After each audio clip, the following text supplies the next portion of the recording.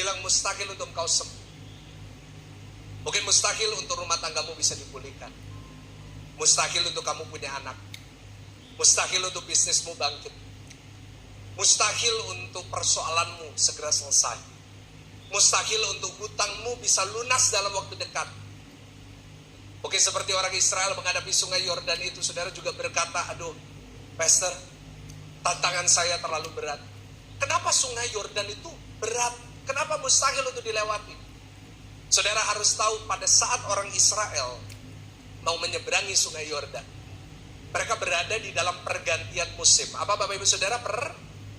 Pergantian musim. Pergantian dari musim dingin menuju musim menuai. Nanti saudara akan lihat, nanti kita akan baca. Di mana pergantian ini tentunya ada banyak perubahan yang terjadi. Kenapa sungai itu tidak mungkin bisa diseberangi?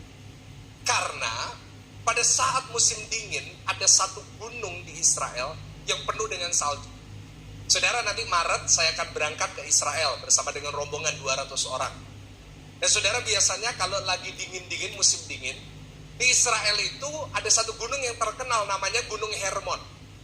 Biasanya salju di Gunung Hermon itu gak kalah sama Swiss. Waduh, bagus banget. Nah, di musim dingin, Gunung Hermon itu penuh dengan salju dari zaman dulu. Nah, begitu masuk musim penuaian, musim panas, apa yang terjadi? Kalau musim panas, saljunya mulai ngapain? Leleh. Nah, lelehnya menuju kemana? Tentunya jadi air menuju kemana? Ke sungai Yordan. Karena itu di musim menuai, sungai Yordan itu begitu meluap-luap air. Dan kecepatannya bisa 60 km per jam. Kedalamannya 15-60 meter. Tidak ada satupun manusia yang bisa melewati. Kenapa 12 pengintai sebelumnya bisa lewat? Karena waktu mereka datang belum musim menuai, masih musim dingin. Jadi Bapak Ibu Saudara harus tahu, tidak mungkin satupun orang Israel bisa nyeberangin. Gak mungkin, harus nunggu satu musim. Harus nunggu musim dingin berikutnya. Nah Bapak Ibu Saudara, itu merupakan satu hal yang gak bisa dilawan. Itulah yang disebut dengan mustahil. Mungkin saudara juga ngalamin gitu, Pastor, keadaannya yang ada, faktanya, nature-nya gak mungkin. Tapi dengar saya baik, tahun ini engkau harus memegang satu prinsip.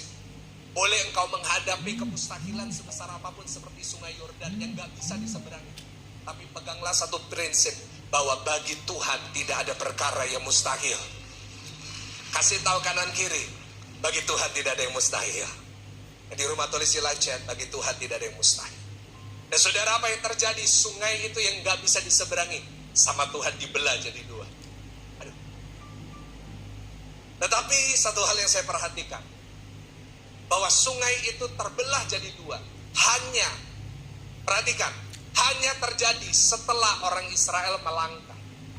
Jadi ada kerjasama nih. Tuhan yang melakukan yang tidak mungkin, orang Israel melakukan yang mungkin. Bapak Ibu Saudara, saya berdoa dan bernubuat atas hidup saudara, tahun ini kau akan mengalami mujizat dari Tuhan. Tetapi dengar baik, mujizat hanya bisa terjadi kalau saudara lakukan bagian saudara. Seperti orang Israel, mereka melangkah dulu. Saya katakan gitu, kalau sesuatu tidak terjadi dalam hidupmu, mujizat tidak terjadi dalam hidupmu, saya ulangin sekali lagi, kalau mujizat tidak terjadi tahun ini, itu gagalnya bukan di sisi Tuhan. Saya ulangi, jika sesuatu mujizat nggak terjadi tahun 2024, gagalnya bukan di sisi apa? Tadi kita barusan nyanyi, saya nggak janjian sama Pak Frigo. Dikatakan apa? Tuhan tak pernah. Jadi kalau tahun ini nggak ada mujizat, bukan salahnya di pihak Tuhan, tapi mungkin salahnya di pihak siapa? Di pihak kita. Karena pada saat orang Israel membuat keputusan yang tepat, laut itu terbelah. Dan akhirnya mereka lulus ujian itu. Kelihatannya sederhana, hanya menyeberangi beberapa kilometer. Tetapi membutuhkan iman yang besar. Karena itu hari ini kita mau belajar sama-sama bagaimana kita bisa lulus ujian sungai Yordan. Saya akan tutup dengan ini. Berapa banyak di sini mau lulus ujian sungai Yordan tahun ini? Kasih tepuk tangan dulu buat Tuhan. Buka Yosua 3 ayat 3-4. Kalau saudara mau kita belajar sama-sama. Yosua 3, ayatnya ketiga sampai ayatnya keempat. Boleh kita baca sama-sama supaya semangat? 1, 2, 3. Dan memberi perintah kepada bangsa itu, katanya apa? Segera lihat tabut perjanjian Tuhan Allahmu yang diangkat para imam yang memang suku Lewi. Maka kamu harus juga berangkat dari tempatmu. 4. Hanya antara kamu dan tabut itu harus ada jarak berapa? Janganlah mendekatinya, maksudnya supaya kamu mengetahui jalan yang harus kamu tempuh, sebab jalan itu belum pernah. Jadi dikatakan seperti ini, nanti pada hari berangkat menyeberangi sungai Yordan, kamu hanya boleh berangkat saat tabut perjanjian jalan dulu. Jadi perhatikan gini, tabutnya diangkat para imam, para pendeta, jalan dulu, orang Israel baru berangkat. Dan orang Israel ngikutin, nggak boleh deket-deket. Dari jauh, ikuti. Kenapa? Sebab jalan yang akan kamu tempuh belum pernah kamu lalui. Jadi biar tabutnya berjalan di depan, kamu yang di belakang.